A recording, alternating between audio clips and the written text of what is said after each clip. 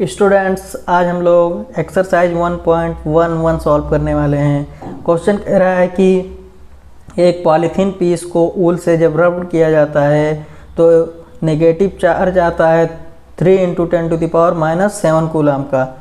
और इसमें अब ये क्या कर रहे हैं, दो क्वेश्चन पूछ रहे हैं। एक पूछ रहे हैं कि कितने इलेक्ट्रॉन ट्रांसफर्ड हुए हैं और किससे किस पे हुए हैं, और दूसरा पूछ रहा है क्या मास का भी ट्रांसफ़र हुआ है। तो चलिए हम इसको सॉल्व करते हैं। तो Q जो है वो आया है -3 × 10⁻⁻7 कूलम। अब पूछ रहे हैं कितने इलेक्ट्रॉन ट्रांसफर्ड हो रहे हैं, तो क्या हो जाएगा Q = NE।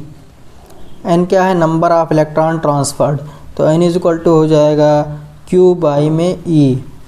Q होगा 3 × 10⁻⁻7 कूलम डिवाइडेड बाई में 1.6 × 10⁻⁻19 कूलम। इनने पूछा है कि लगभग कितने इलेक्ट्रॉन ट्रांसफ़र हो रहे हैं, तो जब आप इसको अप्रॉक्सीमेटली निकालेंगे तो ये आएगा 2 × 10⁻12 कूलम। यानी कि कूलम नहीं, नंबर की कोई वैल्यू यूनिट थोड़ी होती है। तो कितने इलेक्ट्रॉन ट्रांसफ़र होंगे, 2 × 10⁻12 इलेक्ट्रॉन ट्रांसफर्ड होंगे। अब पूछा है इनने किससे किस पे होंगे, तो जब पॉलीथीन पीस को ऊल से रब किया जाता है तो निगेटिव चार्ज किस पे आ रहा है। आप ये देखिए कि जो पॉलीथीन है उस पे निगेटिव चार्ज आ रहा है। पॉलीथीन जो है उस पे क्या आ रहा है, निगेटिव चार्ज आ रहा है। तो जो ऊल होगा उस पे क्या होगा, पॉजिटिव चार्ज आएगा। फ्रिक्शन आपने पढ़ा होगा।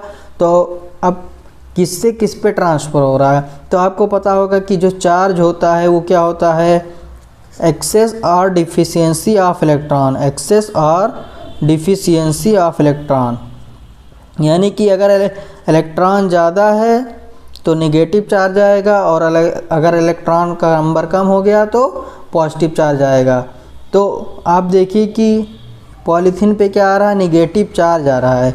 तो पॉलीथीन में क्या है, इलेक्ट्रॉन का नंबर क्या हो गया, बढ़ गया है। अब इलेक्ट्रॉन का नंबर बढ़ा है तो कहाँ से बढ़ा होगा, क्योंकि जो ऊल है वहाँ से क्या होगा, इलेक्ट्रॉन का नंबर कम हो गया होगा। तो इलेक्ट्रॉन कहाँ से कहाँ ट्रांसफ़र हो रहा है, ऊल से पॉलीथीन में।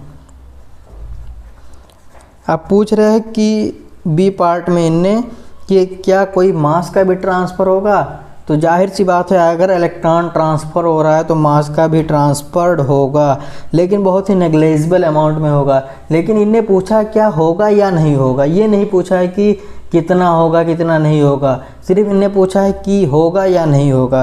तो ज़रूर होगा, डेफिनेटली होगा, क्योंकि इलेक्ट्रॉन के पास क्या होता है, मास होता है 9.1 × 10⁻31 kg।